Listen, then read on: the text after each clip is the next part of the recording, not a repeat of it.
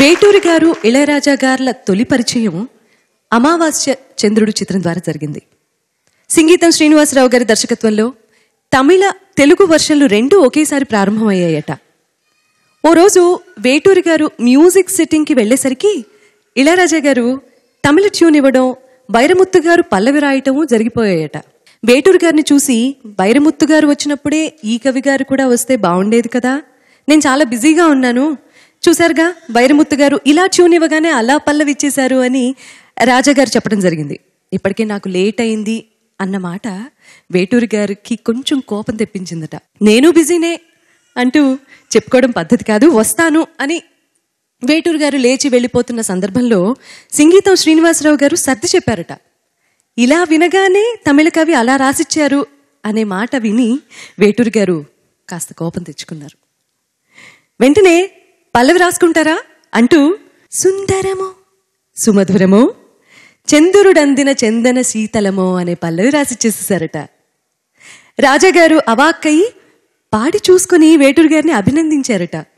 1.5 దశాబ్ద కాలం సాంగత్యంలో అలా పుట్టిన ఆ తొలి పాటను బాలుగారు, జానకమ్మ, టీవీ గోపాలకృష్ణన్ గారు అప్పుడు పాడారు. ఇప్పుడు బాలుగారితో కలిసి నేను పాడబోతున్నాను. నన్ను ఆశీర్వదించండి, బాలుగారిని మీ చప్పట్లతో ఆహ్వానించండి.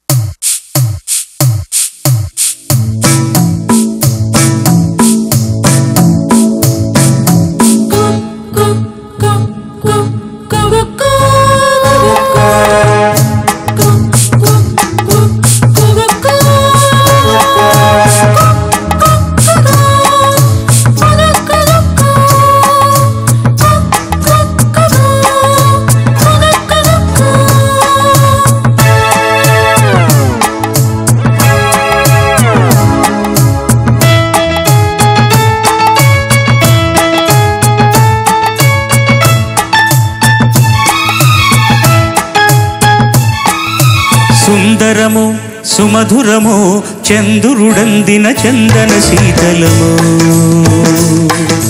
సుందరము సుమధురము చంద్రుడందిన చందన శీతలము. మలయజ మారుత శీకరము మనసిజ రాగవ శీకరము. సుందరము సుమధురము చంద్రుడందిన చందన శీతలము.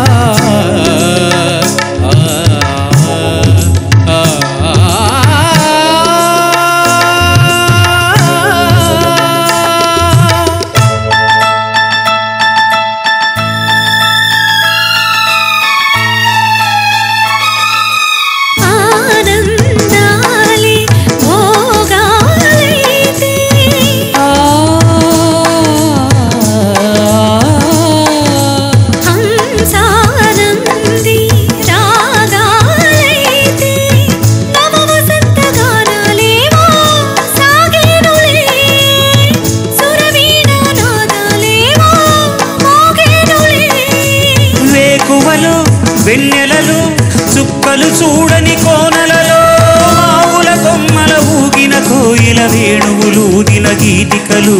సుందరము సుమధురము చంద్రుడందిన చందన శీతలము.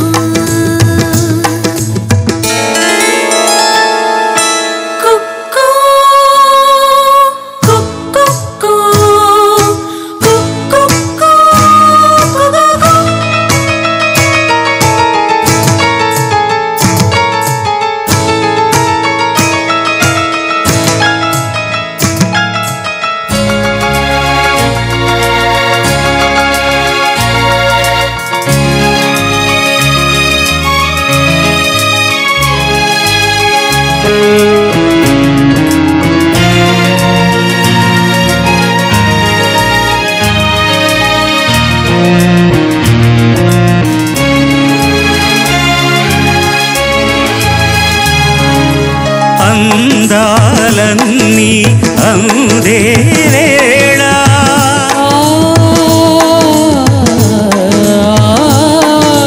బంధాలన్నీ పొందే వేళ కన్నుల్లో గంగాయమున పొంగేనులే కౌగిట్లో సంగమమేదు సాగేనులే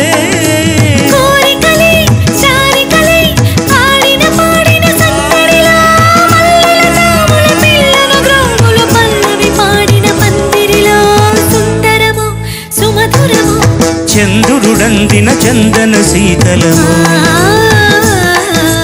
మలయజమారుత శీతలము మనసిజ రాఘవ శీకరము సుందరము సుమధురము చంద్రుడందిన చందన శీతలము.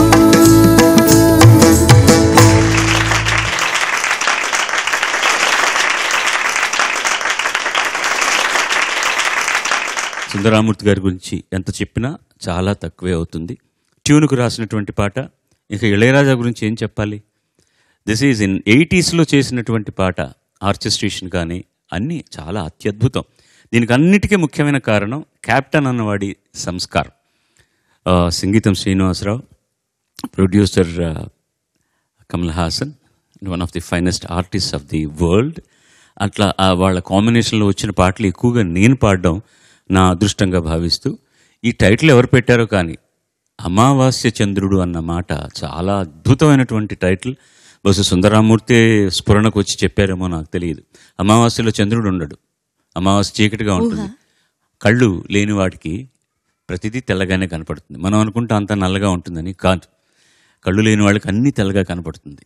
అంత మంచి పవిత్రమైన పాటతోటి వాళ్ళ కార్యక్రమాన్ని ప్రారంభించాం. విని ఆనందించారు, ఆశీర్వదించారు. చాలా సంతోషం. Thank you so very much. Much.